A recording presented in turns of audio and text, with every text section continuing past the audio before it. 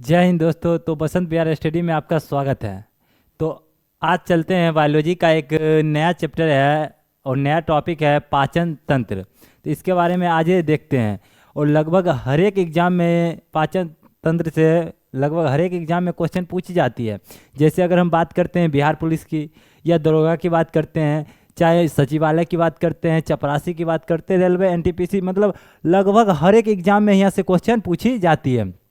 तो ये टॉपिक से हम लगभग हर एक क्वेश्चन को कवर करेंगे। तो चाहे कोई भी एग्जाम हो तो लगभग पाचन तंत्र से जितना भी क्वेश्चन अगर आती है तो लगभग उस सारा टॉपिक को हम लोग क्या करेंगे, कवरेज करेंगे। तो आज देखते हैं पाचन तंत्र के बारे में। तो सबसे पहले समझना है कि पाचन तंत्र होता क्या है। सबसे पहले समझना है कि पाचन तंत्र होता क्या है। कि जब हम लोग भोजन ग्रहण करते हैं, क्या करते हैं, जब हम लोग भोजन को ग्रहण करते हैं तो भोजन जब ग्रहण करते हैं तो मुख गुहिका से होकर, कहाँ से होकर, ये जो मुख गुहिका है, मुख गुहिका से होकर और ग्रास नली के होते हुए हमारे अमाशय में जाती है। अमाशय, ध्यान दो, अंदर का जो हिस्सा होता है उसको हम लोग अमाशय कहते हैं, लेकिन बाहर से उसको हम लोग क्या कहते हैं, पेट कहते हैं। क्या कहते हैं, पेट कहते हैं। अंदर का हिस्सा को क्या कहते हैं, अमाशय कहते हैं। तो हमारा भोजन क्या होता है, पाचन होता है। तो इसी को हम ये पूरा सिस्टम को जानते हैं कि ये सिस्टम में पाचन तंत्र में कौन कौन सा अंग महत्वपूर्ण भूमिका निभाती है। तो अगर हम पाचन तंत्र की बात करें, किसकी बात करें, पाचन तंत्र की,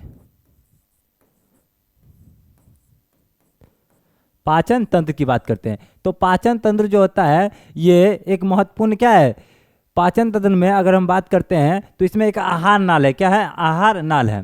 तो सबसे पहले आहार नाल के बारे में जानकारी लेते हैं।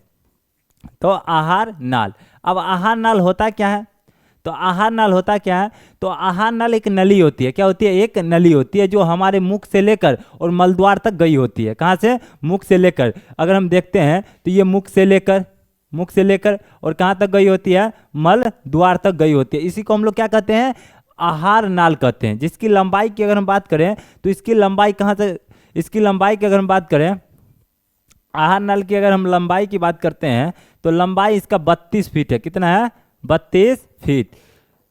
इसका लंबाई कितना है, 32 फीट। अगर मीटर में बात करते हैं तो 8 से 10 मीटर। कितना है, 8 से 10 मीटर है। तो आहार नाल की लंबाई 32 फीट, 8 से 10 मीटर। तो आहार नाल होता क्या है, तो एक नली गई होती है जो मुख गुहिका से लेकर और कहाँ तक, तो मलद्वार तक गई होती है, जिसको हम लोग क्या कहते हैं, आहार नाल कहते हैं। जिसकी लंबाई 32 फीट होती है और मीटर में अगर बात करते हैं तो 8 से 10 मीटर इसकी लंबाई होती है। तो उसके बाद आहार नाल के बाद अगर हम बात करते हैं तो एक नली और होती है जिसको हम लोग कहते हैं ग्रास नली। क्या कहते हैं, ग्रास नली कहते हैं, जिसको ये आहार नाल में आई होती है और इसको, ये नली को हम लोग ग्रास नली कहते हैं। क्या कहते हैं, ग्रास नली कहते हैं। ये जो ग्रास नली है इसमें भोजन का पाचन होवे नहीं करता है। इसमें भोजन का पाचन सही ढंग से नहीं होता है। अब क्यों नहीं होता है, तो ये एक नली है जो पाइप, एक पाइप के समान काम करती है। ये जो नली किसके समान काम करती है, पाइप के समान। अब यह सबसे बड़का दिक्कत कि ये जो पाइप के समान काम करती है, अगर भोजन इधर जाएगा तो जब भोजन जाएगा तो अगर भोजन जाता है अगर पेट में तो एकाएक ढप ढप करेगा। जैसे अगर हम छत में पाइप लगाते हैं, क्या लगाते हैं, छत में पाइप लगाते हैं, और वो पाइप के द्वारा अगर पानी नीचे गिरता है तो पानी क्या, ढप ढप का आवाज़ आता है। तो इसी तरह, लेकिन इसमें ये नहीं होता है। तो ये नली जो है, ये ग्रास नली जो है, ये नली के द्वारा भोजन आराम से आता है। क्या होता है, आराम से। तो आराम से आने की प्रक्रिया को हम लोग क्रामाकुचन कहते हैं। क्या कहते हैं, क्रामाकुचन कहते हैं। तो इससे पहले हम देखते हैं तो आहार नाल, आहार नाल क्या, एक नली है जिसकी लंबाई कितनी है, 32 फीट है। ये 8 से 10 मीटर है। लेकिन अगर हम पाचन तंत्र की बात करते हैं, किसकी बात करते हैं, पाचन तंत्र की बात करते हैं, अगर पाचन तंत्र की बात करते हैं तो इसमें सबसे पहला भूमिका होता है मुख गुहिका का। किसका होता है, मुख गुहिका का। तो देखते हैं, तो सबसे पहला पाचन तंत्र का सबसे पहला हिस्सा क्या है, मुख गुहिका।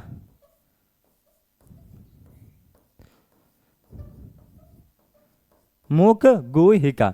अब ध्यान दो, मुख गुहिका का काम क्या है, तो मुख गुहिका में अगर हम बात करते हैं तो मुख गुहिका में सबसे पहले अगर पाचन की बात करते हैं तो इसमें कुछ एंजाइम पाई जाती है। क्या पाई जाती है, एंजाइम पाई जाती है। अब एंजाइम होता क्या है, तो जो जैविक क्रियाओं में मदद करता है, क्या करता है, जो जैविक क्रियाओं में मदद करता है उसी को हम लोग क्या कहते हैं, एंजाइम। और एंजाइम एक प्रोटीन का भांति काम करता है। किसके भांति काम करता है, प्रोटीन की भांति। क्योंकि ये क्वेश्चन लगभग हर एक एग्जाम में पूछा जाता है। कौन क्वेश्चन, तो ये क्वेश्चन पूछा जाता है कि एंजाइम क्या है।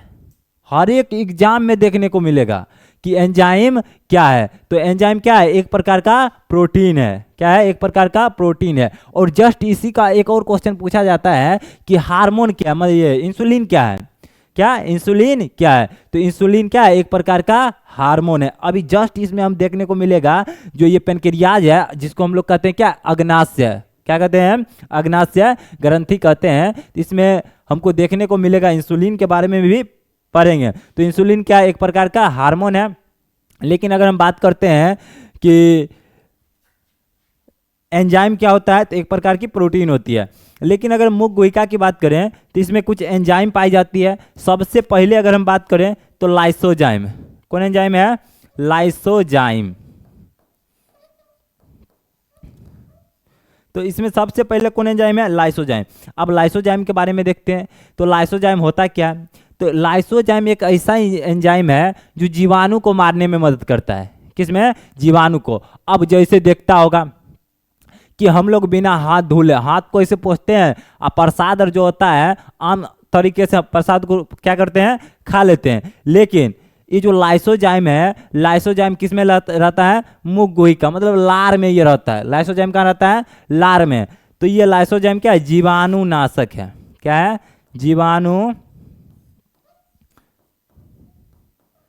जीवाणुनाशक, मतलब जीवाणु को मारने का काम करता है। कौन, लाइसोजाइम।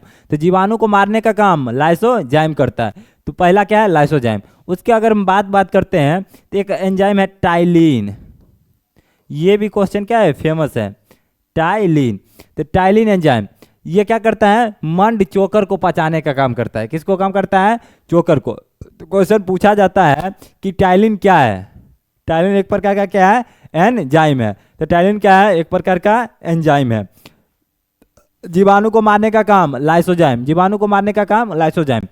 तो उसके बाद एक होता है डायस्टेज। क्या होता है, डायस्टेज।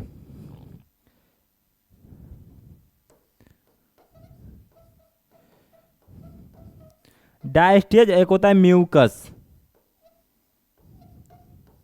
म्यूकस, ये दोनों का काम क्या है, मंड एवं चोकर को पचाना। मंड एवं चोकर को पचाना। तो मंड एवं चोकर को पचाने का काम कौन करता है, टाइलिन और डायस्टेज।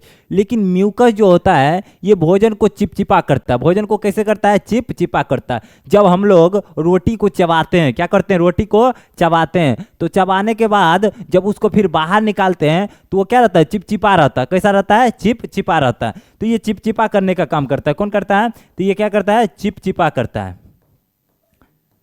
चिपचिपा करता है। तो म्यूकस का काम क्या है, भोजन को चिपचिपा करना। म्यूकस का काम भोजन को चिपचिपा करना। लेकिन अगर हम बात करते हैं कि लाइसोजाइम, तो ये जीवाणुनाशक है, जीवाणु को मारने का काम करता है। और ये लार में क्या रहता है, उपस्थित रहता है। लेकिन ये बचपन में ज्यादा काम। अब लाइसोजाइम देखने को कहाँ मिलेगा, तो लाइसोजाइम का अगर हम बात करते हैं तो लार। लेकिन लार की बात करते हैं तो लार जो होता है रात में बनबे नहीं करता है।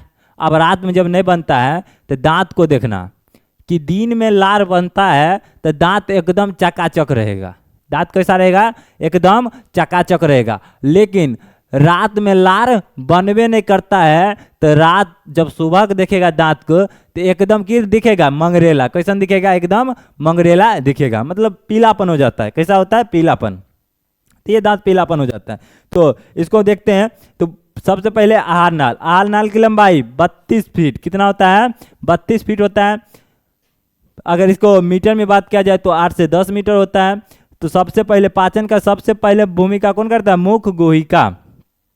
मुख गुहिका में कुछ एंजाइम पाई जाती है, लार में कुछ एंजाइम पाई जाते हैं। पहला लाइसोजाइम जो जीवाणु को मारने का काम करता है। उसके बाद टाइलिन और डायस्टेज जो मंड एवं चोकर को पचाने का काम करता है। उसके बाद क्या है, म्यूकस और जो चिपचिपा करने में मदद करता है। तो पाचन का शुरुआती क्रिया कहाँ से हुआ, पाचन का शुरुआती क्रिया कहाँ से हुआ, तो ये मुख गुहिका से शुरू हो गया। लेकिन एक बात और, पाचन में दांत भी मदद करती है। क्या करती है, दांत। क्योंकि आप लोगों को पता होगा कि दांत 4 टाइप से, कितना टाइप से, 4 प्रकार के होते हैं। सबसे पहला कृंतक, जो अगला दांत होता है उसको हम लोग क्या कहते हैं, कृंतक कहते हैं। उसके बाद रदनक कहते हैं, जो फाड़ने का काम करता है। उसके बाद अग्रचवर्णक, क्या कहते हैं, अग्रचवर्णक और चवर्णक। अग्रचवर्णक का काम होता है चबाने का, और चबैल के जो चबाएगा ओकरा की कहते हैं, चवर्णक कहते हैं। क्या कहते हैं, चवर्णक। जी भी मदद करता है। अब जी का काम है स्वाद पहचानने का। किसका काम है, स्वाद पहचानने का। तो जीभ जो होता है वो स्वाद पहचानने का काम करता है। जैसे जीभ का अगर अगला भाग की बात करें, जी जो होता है इसका अगर अगला भाग की बात करें तो ये मीठा बताता है। कैसा बताता है, मीठा। लेकिन अंदर का अगर हम बात करते हैं तो वो खट, मतलब ये तीखा बताता है। क्या बताता है, तीखा बताता है। तो वो बताने का काम करता है। लेकिन पहले इसको देखते हैं। अब इसके बात करते हैं, मुंह में कुछ ग्रंथि भी पाई जाती है। तो 3 प्रकार के लार ग्रंथि। कितने प्रकार के, 3 प्रकार के लार ग्रंथि। अब आप लोगों को एक क्वेश्चन आएगा कि ग्रंथि होता क्या है, जिसको ग्लैंड कहते हैं।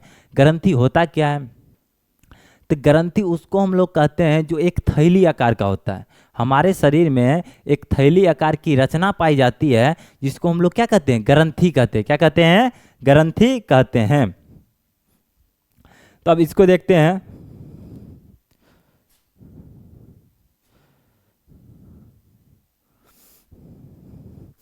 अब देखते हैं, तो ये अगर हम लार की बात, मुख गुहिका में अगर लार की बात करते हैं, किसकी बात करते हैं, लार की। लार की तो 1 से 1.5 लीटर, 1 से 1.5 लीटर लार बनता है। कितना बनता है, 1 से 1.5 लीटर लार। तो एक दिन में लार कितना बनता है, 1 से 1.5 लीटर। एक दिन में अगर लार की बात करें तो कितना बनता है, 1 से 1.5 लीटर बनता है।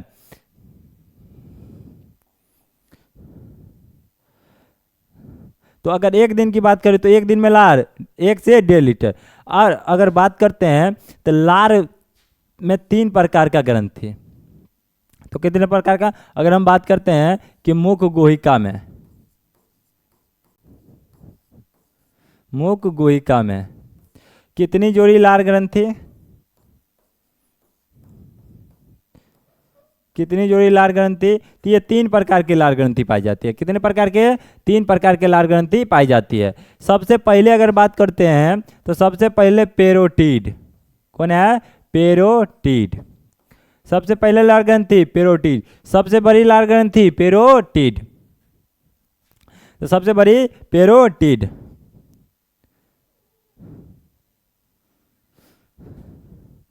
तो सबसे बड़ी लार ग्रंथि कौन है, सबसे बड़ी है कौन, पेरोटिड। तो सबसे बड़ी लार ग्रंथि पेरोटिड ग्रंथि।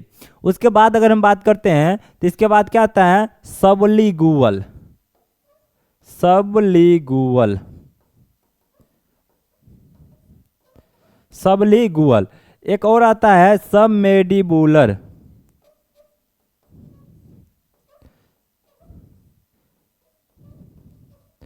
सबमेंडिबुलर।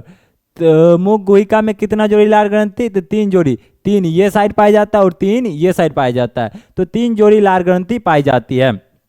सबसे पहले पेरोटिड। सांप का जो विष लगता है, क्या लगता है, सांप जब काटती है तो उसका जो विष लगता है उसमें कौन रहता है, पेरोटिड। कौन ग्रंथि, पेरोटिड अत्यधिक मात्रा में उसमें पाई जाती है।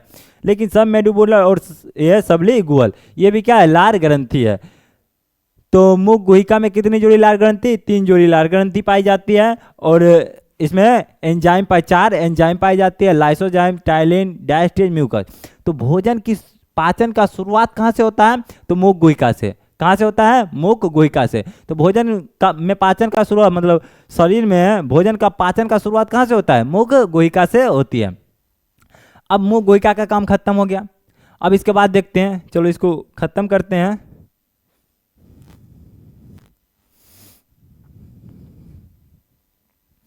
इसके बाद अगला देखते हैं हिस्सा, मुख गुहिका के बाद क्या आता है, ग्रास नली। तो ग्रास नली के बारे में देखते हैं।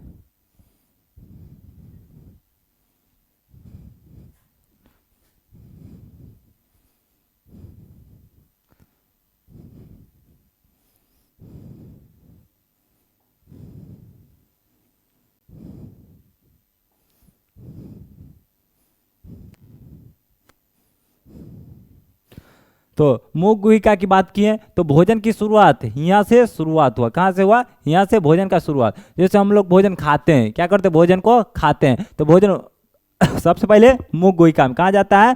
मुख गुहिका में जाता है। तो मुख गुहिका में पाचन का काम कौन करता है? तो 3 जो ये लार ग्रंथि है वो करती है, और 4 गो एंजाइम पाया जाता है। सबसे पहले लाइसोजाइम, उसके बाद टाइलिन, म्यूकस और डायस्टेज। ये क्या करता है? पाचन का काम करता है। अब इसके बाद बात करते हैं ग्रास नली की। तो सबसे पहले मुख गुहिका की बात हम देख लिए, मुख गुहिका की बात देख लिए। उसके बाद क्या आता है? ग्रास नली। क्या आता है? ग्रास नली। ग्रास नली। अब ग्रास नली होता क्या है? तो क्वेश्चन एक दरोगा में क्वेश्चन पूछा था कि आहार नाल का कौन सा हिस्सा है, आहार नाल का कौन सा हिस्सा है जहां पाचन का क्रिया होवे नहीं करता है? आहार नाल का कौन सा हिस्सा है जहां पाचन नहीं होता है? तो इसमें क्या होता है? पाचन नहीं होता है।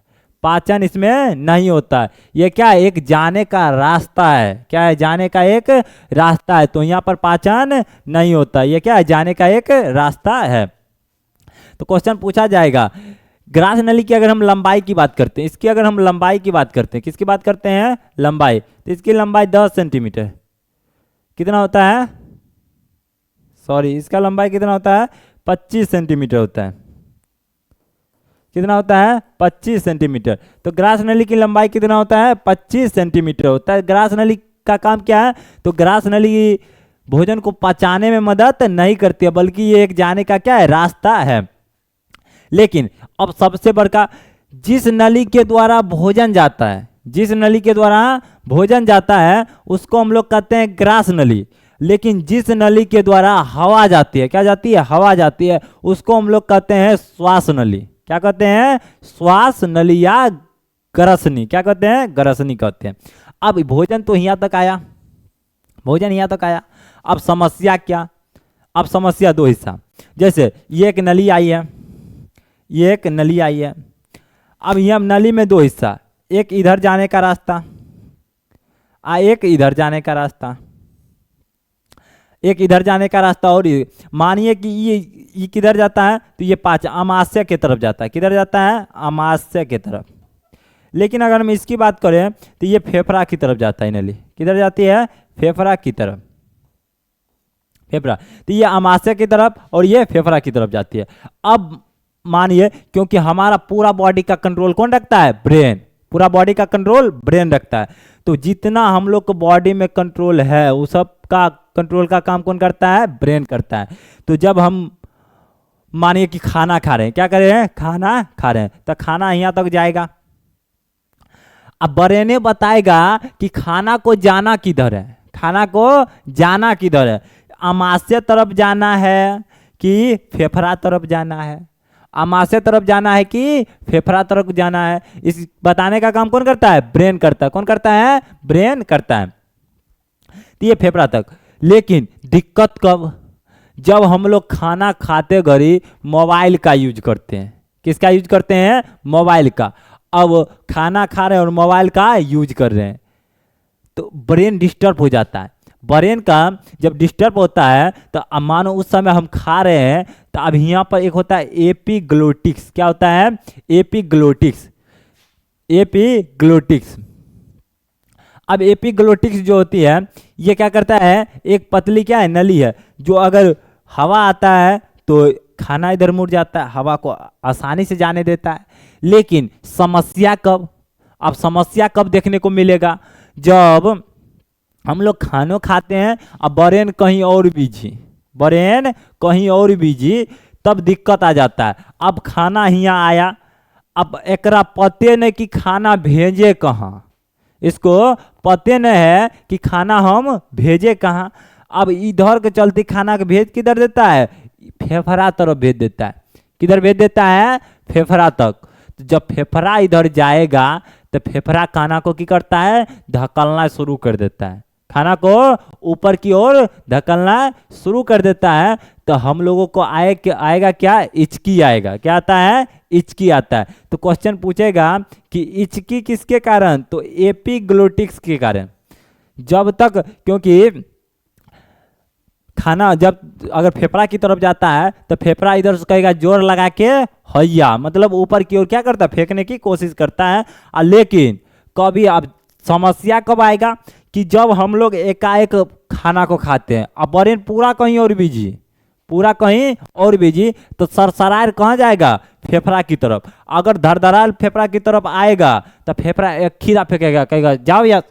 तो अगर एक खीरा फेंकता है तो नाक मुंह ध्वनि सब ध्वनि बाहर निकल जाता है, नाक मुंह सब ध्वनि क्या हो जाता है, बाहर निकल जाता है। तो इसी को हम लोग क्या कहते हैं, एपिग्लोटिक्स कहते हैं।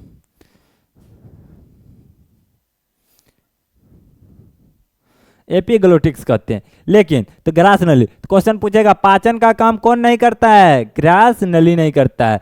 भोजन की शुरुआत, पाचन का शुरुआत ही कहाँ से होता है, मुख गुहिका से होता है। तो पाचन की शुरुआत ही मुख गुहिका से होती है। आप भोजन प्रवेश कहाँ, एंट्री कहाँ मारता है, अमाशय में। भोजन कहाँ एंट्री मारता है, अमाशय में। अमाशय को हम लोग की कहते हैं पेट, अमाशय को पेट कहते हैं।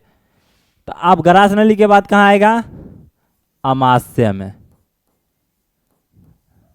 ग्रास नली के बाद अमाशय में। अब सबसे बढ़कर, अब भोजन यहाँ से प्रवेश किया, इसमें आया, इसमें, अब एंट्री मारे वाला भोजन कहाँ है, ये अमाशय में। अब जब भोजन एंट्री मारेगा अमाशय में,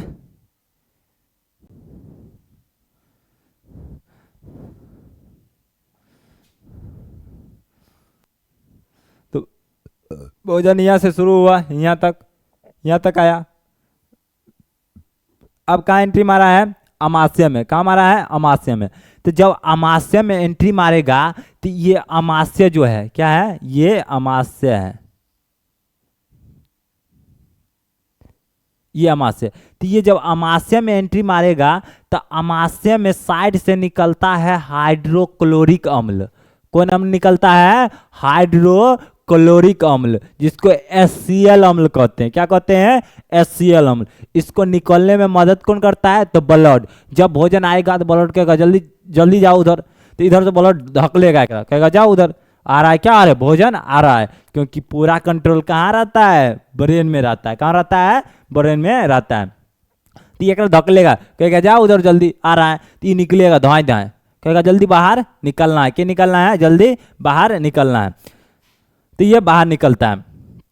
तो जब भोजन आता है तो ये पहला, तो अमाशय का अगर हम बात करते हैं तो इसका सबसे पहला हिस्सा को हम लोग कहते हैं कार्डियक। क्या कहते हैं, कार्डियक। दूसरा हिस्सा की बात करते हैं तो फांडियक, फांडियक। और तीसरा हिस्सा को अगर हम बात करते हैं तो पाइलेरिक।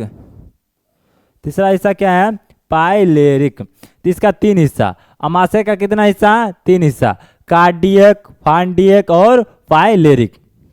ये जब तो HCl अम्ल कहाँ रहता है, कार्डियक में। तो भोजन आएगा, लेकिन अगर हम लोग खाते हैं हुमच यहाँ तक खा लेते हैं, अंगुरी डुमा के देखते हैं कि खाना ठेका कि नहीं ठेका। जब एकाएक मानो जब भोज होता है, क्या होता है, भोज, तो हम लोग अंगुरी देखा के देखते हैं, जब खाते हैं तो तब कहते हैं एकदम। अब दिक्कत कब आता है कि हम लोग जब खाना खाते हैं तो जितने खाएंगे हाइड्रोक्लोरिक अम्ल उतना बनेगा, क्योंकि पचाना है तो हाइड्रोक्लोरिक अम्ल उतना बनेगा। और जब हाइड्रोक्लोरिक अम्ल उतना बनेगा तब एकाएक आएगा कि ढकार आता है। क्या आता है, ढकार, जरा हम इंग्लिश में CBSE वाला कहेगा कि एसिडिटी। क्या कहता है, एसिडिटी कहता है, समझा। इसी अगर हम खाना हुमच के खाते हैं तो नींद आना शुरू हो जाएगा। क्या आएगा, नींद। केकरो केकरो देखेगा कुर्सी पर सुत रहता है, कहाँ सोता है, कुर्सी पर सोता रहता है। तो ये लेकिन फांडियक जो हिस्सा है इसमें रूझी टाइप का दिखता है। क्या दिखता है, रूझी। अब रूझी की होता है तो कांटानुमा दिखता है। कैसा दिखता है, कांटानुमा। ये जो कांटानुमा दिखता है, जब भोजन यहाँ तक नहीं पहुँचेगा तो ये गौरेगा, कहेगा पेट में चूहा मरता है। क्या मरता है, चूहा मरता है। ये और पाइलेरिक, इसी में क्या रहता है, जठर रस रहता है। क्या रहता है, जठर रस। तो क्वेश्चन पूछेगा जठर रस कहाँ रहता है, तो अमाशय के कहाँ, पाइलेरिक भाग में। और सबसे ज्यादा भोजन अमाशय में 4 घंटा तक रहता है। कितना देर तक, 4 घंटा तक रहता है। तो सबसे देरी तक भोजन कहाँ रहता है? अमाशय में रहता है। कितना देर तक? 4 घंटा तक भोजन रहता है। कहाँ रहता है? अमाशय में रहता है। इसके बाद अगर हम बात करते हैं पाइलेरिक, अब जठर, तो इससे 2 एंजाइम निकलता है। सबसे पहले निकलता है रेनिन। कौन एंजाइम निकलता है? रेनिन। अब रेनिन का काम किया तो ये दूध से दही करेगा एवं दूध पचाने में मदद करेगा। किसको? दूध पचाने में। जैसे ये दूध पचाने में, जैसे बचपन में तो लोग बचपन में नहीं, ये बच्चा को देखता होगा कि बच्चा जब एकाएक दूध पीता है तो तनिए देर के बाद अगर उसका डोलाता है तो दहिए निकलेगा। क्या निकलता है? दहिए निकलेगा। तो बच्चों को कि तो ये बच्चों में ये एंजाइम क्या करता है? जल्दी काम करता है। कौन एंजाइम? रेनिन। लेकिन हम लोग जो दूध खाते हैं, हम लोग जो दूध पीते हैं, तो दूध को पचाने का काम कौन करता है? Renin enzyme. कौन करता है? रेनिन। लेकिन बुढ़ौती में जल्दी कामे नहीं करता है। बुढ़ौती में जल्दी कामे नहीं करेगा, तो बुढ़ौती में कहेगा दूध की जगह दहिए खाओ, दूध की जगह दहिए खाओ। तो ये एक होता है पेप्सिन। क्या होता है? पेप्सिन। तो ये जो पेप्सिन होता है ये प्रोटीन को पेप्टाइड में बदलता है, क्योंकि प्रोटीन जटिल होती है। प्रोटीन कैसी होती है? जटिल। और प्रोटीन का जल्दी पचना संभव होवे नहीं किया, और प्रोटीन जल्दी पचवे नहीं करती है, तो इसी प्रोटीन को पेप्टाइड में बदल देती है। कौन? तो पेप्सिन। तो ये दोनों एंजाइम कहाँ से निकलती है? पाइलेरिक भाग से। क्वेश्चन पूछेगा HCl का निर्माण कहाँ होता है? HCl का निर्माण तो अमाशय में होता है। 4 घंटे सबसे देर तक भोजन अमाशय में रहता है। कहाँ रहता है? अमाशय में रहता है। अच्छा, एक बात यहाँ तो तू लोग देखता होगा कि जब हाइड्रोक्लोरिक से मिला तो भोजन कैसन? क्षारीय की अम्लीय? तो भोजन कैसन होगा? एकदम क्षारीय होगा। कैसा होगा? एकदम क्षारीय होगा। एकदम क्षारीय होगा, अम्लीय होगा। कैसा होगा? अम्लीय, क्योंकि बकलोल हाइड्रोक्लोरिक से मिला है। केकरा से? और ये हाइड्रोक्लोरिक की है? अम्ल है। हाइड्रोक्लोरिक क्या है? अम्ल है। और जब अम्ल में मिलेगा तो क्षारीय क्या ना होगा? ये तो अम्लीय ना होगा। तो ये भोजन कैसा हो जाएगा? अम्लीय हो जाएगा। अब देखते हैं अगला टॉपिक को।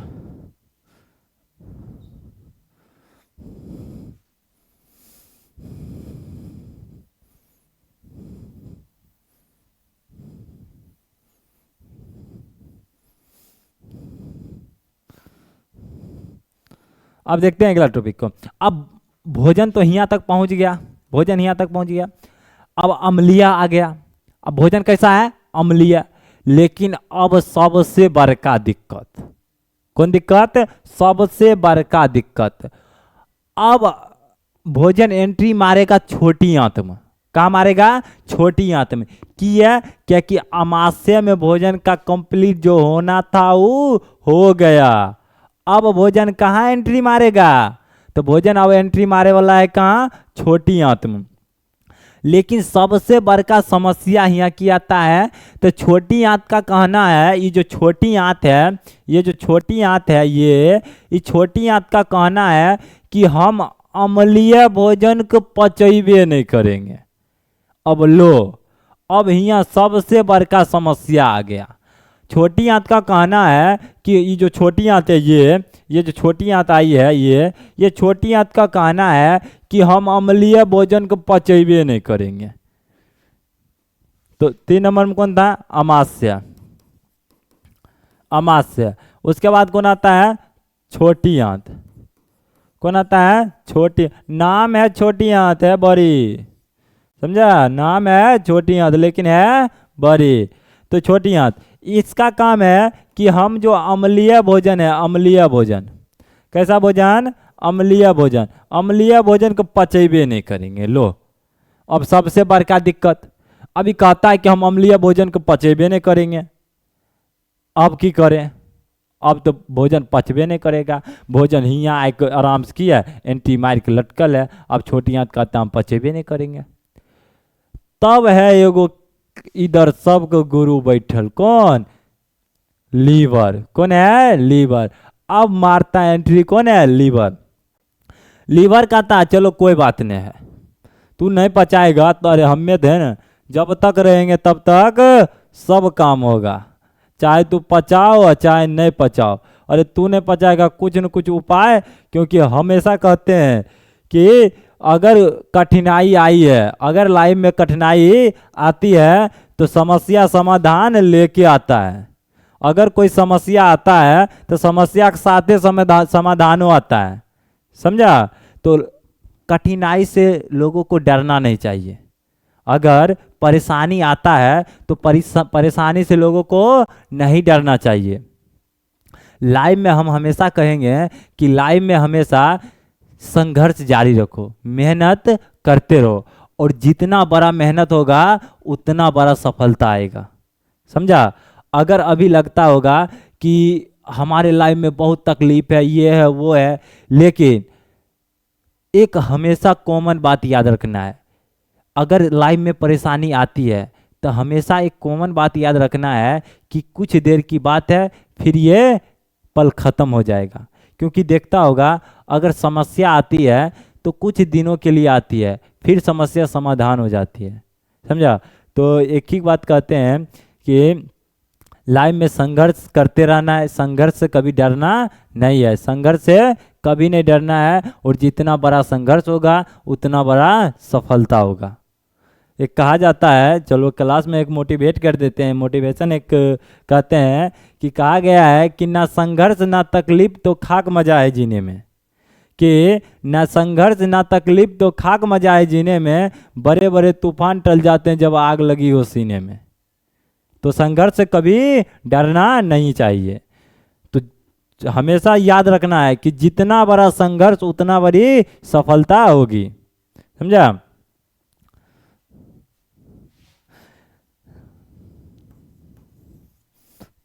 तो जितना बड़ा संघर्ष होगा उतनी बड़ी सफलता होगी। एक और मोटिवेशन है कि फूलों की हिफाजत कांटे ही करते हैं, कि फूलों की हिफाजत कांटे ही करते हैं, माली तो बहुत बाद आता है।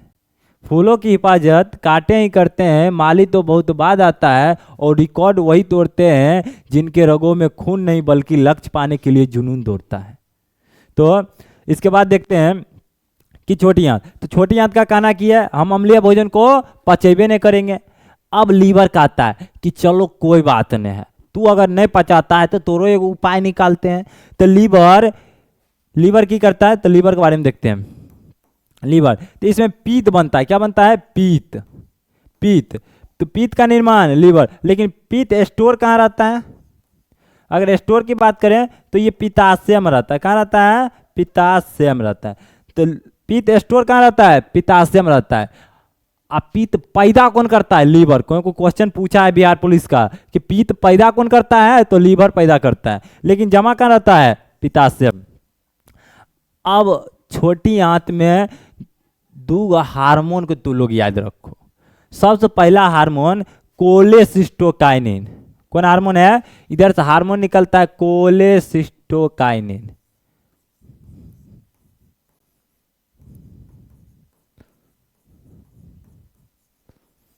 कोलेसिस्टोकाइन। एक और हार्मोन निकलता है सेक्रेटिन। ये दो हार्मोन निकलता है। अब ये हार्मोन का काम किया, जब उधर से भोजन आएगा ये दौड़ल जाएगा केकरा इन्हें, लीवर इन्हें, कि जल्दी जल्दी पीत को बाहर निकालिए, भोजन आ रहा है। तो पीत का पीएच तो लोग को पता होगा, पीत का पीएच कितना होता है, 8। जब 8 रहे तो अम्लीय की क्षारीय है।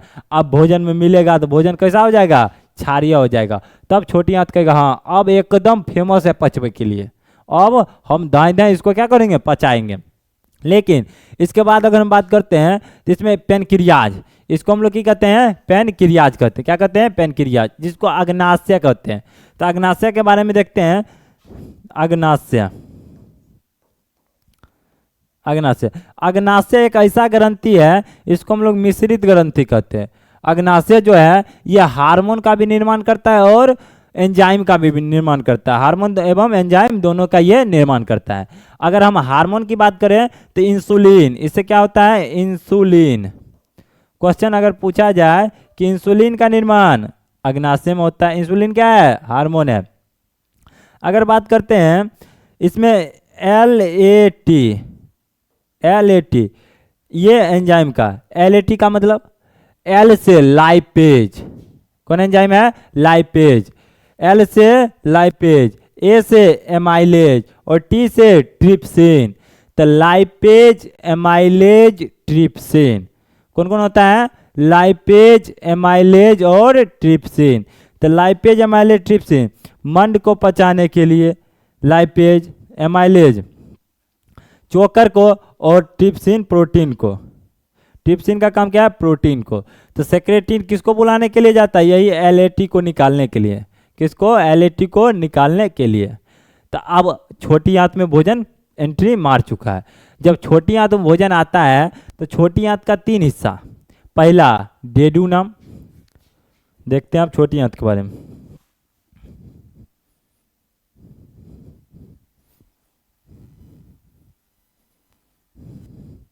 छोटी आंत का 3 हिस्सा, पहला जो होता है डेडूनम, डेडूनम। दूसरा होता है जेजूनम, जेजूनम। और तीसरा हिस्सा होता है इलियम। क्या होता है? इलियम। अब डेडूनम जो होता है, इससे हार्मोन निकलता है। क्या निकलता है? हार्मोन निकलता है। ये फैलने का काम करता है। क्या करता है? फैलने का काम करता है। तो फैलने का काम जेजूनम। इलियम, इससे एक, इसमें क्या होता है? लास्ट में प्रोटीन का पाचन होता है। किसका होता है? प्रोटीन का पाचन होता है। तो क्वेश्चन अगर पूछा जाए कि भोजन का पाचन समाप्त कहाँ हो जाता है, तो भोजन का पाचन समाप्त होता है छोटी आंत में। भोजन का पाचन कहाँ समाप्त हो जाता है? छोटी आंत में। लेकिन अगर क्वेश्चन पूछे कि भोजन जल का अवशोषण कहाँ होता है, तो जल का अवशोषण होता है बड़ी आंत में। जल का अवशोषण कहाँ होता है? बड़ी आंत में। लेकिन भोजन का पाचन कहाँ होता है? तो छोटी आंत में। भोजन पच के एकदम तैयार हो जाता है छोटी आंत में। लेकिन ये जो पानी का, ये जो बड़ी आंत है, क्या ये बड़ी आंत है, लेकिन पानी का अवशोषण कहाँ होता है? बड़ी आंत में। पानी का अवशोषण बड़ी आंत में होता है। उसके बाद पानी एब्जॉर्ब हो जाता है कहाँ? इसको हम लोग क्या कहते हैं? मल द्वार कहते हैं। क्या कहते हैं? मल द्वार कहते हैं। मल द्वार कहते हैं। इसी को हम लोग रेक्टम कहते हैं। क्या कहते हैं? रेक्टम कहते हैं। क्या कहते हैं? रेक्टम कहते हैं। तो पूरी तरह से भोजन का पाचन कहाँ हो जाता है? छोटी आंत में। भोजन का पाचन छोटी आंत। इसका 3 हिस्सा, डेडूनम, जेजूनम और इलियम। छोटी आंत नाम है, लेकिन ये क्या है? बड़ी है। और ये क्या है? बड़ी आंत नाम है, लेकिन ये क्या है? इसकी लंबाई 1.5 सेंटीमीटर और इसकी लंबाई 5 से 7 सेंटीमीटर होता है। 5 से 7 सेंटीमीटर इसकी लंबाई होती है। तो भोजन की शुरुआत मुख से, मुख गुहिका से होकर ग्रास नली होते हुए, अमाशय होते हुए छोटी आंत, बड़ी आंत और मलद्वार तक निकल जाती है। यही था क्या? पूरा पाचन तंत्र। क्या था? पूरा डाइजेस्टिव सिस्टम। क्या था? पूरा डाइजेस्टिव सिस्टम खत्म। तो उम्मीद करते हैं कि आप लोगों को सही ढंग से समझ आया होगा। तो अब मिलते हैं कल नेक्स्ट वीडियो में। तो जय हिंद।